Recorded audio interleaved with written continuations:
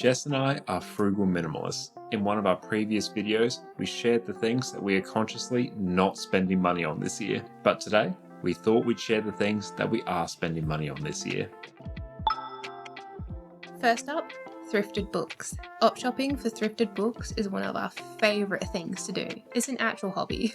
We love adventuring out to different op shops and looking at their book sections. Being amongst books and our favourite characters is such a wonderfully comforting feeling. We've even brought it into our cozy minimalist home with our at-home library. I've said it before and I'll say it again. Minimalism doesn't mean that you'll give up the things that you love just for the sake of having a perfectly bare, minimalist aesthetic home. Minimalism is about distilling the things that you do love and making space for them. It's about curating your life into what matters most to you. For us, books and physically being able to read them is it. Our mini home library / study is such a warm and inviting, cozy place that we love spending time in. So we're definitely spending some money on thrifted books this year. Number 2, audiobooks. Speaking of books, we are both obsessed with Audible. We are constantly listening to audiobooks, and we find falling asleep to audiobooks is one of life's greatest joys. I'm currently reading the Wheel of Time series, 14 books and a prequel. While we love getting physical books, we'll only get a physical copy of a book if it's one that we love or that we know we'll love and will return to.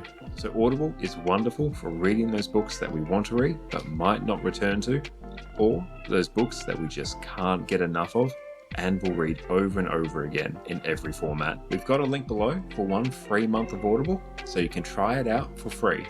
Number 3, Skillshare. Upskilling ourselves with Skillshare is one of our favourite things to do right now. Definitely a great investment for 2023. Not sponsored or anything, although that would be amazing. But Skillshare is incredible with the sheer amount of online courses you're able to take in any kind of topic you can think of. We recently completed Ali Abdul's video editing course, and it was incredible to learn all the inside tips and tricks to editing a video for YouTube. For example, Ali talks about how he edits his videos so much faster. When he's recording a video and he makes a mistake, he either claps his hands or clicks his fingers, and he can see a spike in his audio waveform. This is so much quicker than needing to scrub through the entire thing and listening to it for mistakes. You can now see all these big spikes when there's been a mistake that's been made, so you can skip to them, cut them out, and your editing is done in just a fraction of the time. I'm rubbish at clicking with my hands, so we actually brought this $2 dog clicker and it works excellent.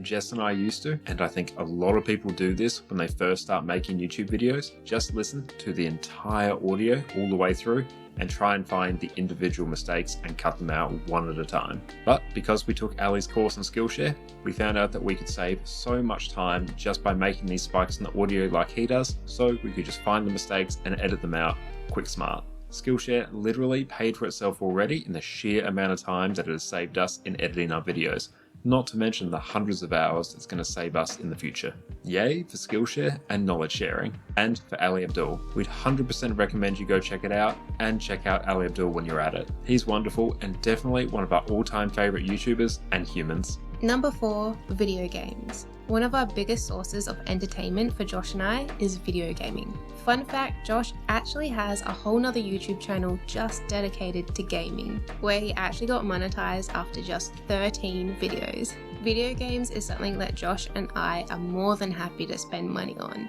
And with everything being digital nowadays, there's no physical clutter that goes along with having a big library of games. Definitely worth the money to spend time doing the things that you love. And for us, gaming is it. Number 5, good running shoes. We'll both most likely need new shoes this year. Both of our pairs of shoes have been worn down by our constant exercise and our walks with our energetic dog, Addie.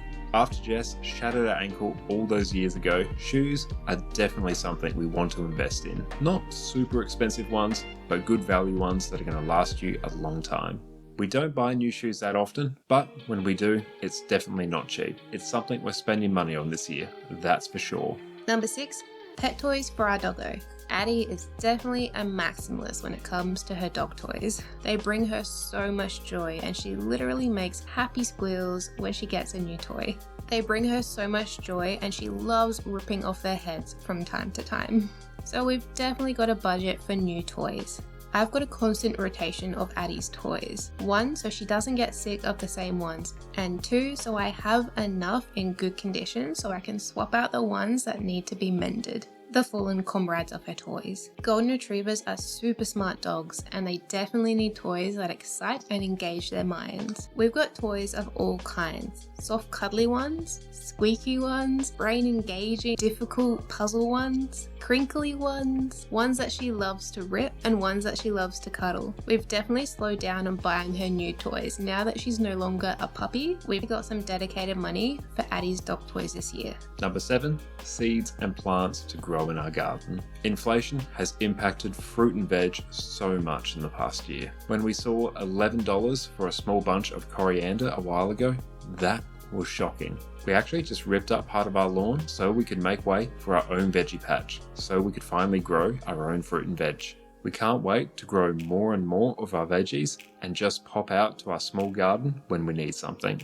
A bigger percentage of our money will be going towards getting our veggie garden set up this year, to buy seedlings, pay for water, get soil, etc. All of the gardening things. I'm not much of a gardener yet, but with time and some dedicated money, Jess and I are definitely wanting to make this a focus of our money this year. We hope you enjoyed the list of things we are consciously spending money on. If you haven't checked it out yet, go look at our previous video where we talked about the things we are not spending money on this year. I always enjoy watching these kinds of videos, and I always find it fascinating to see where other people are consciously putting their money efforts. As frugal minimalists, Josh and I are hyper aware of where we do and don't want our money to go.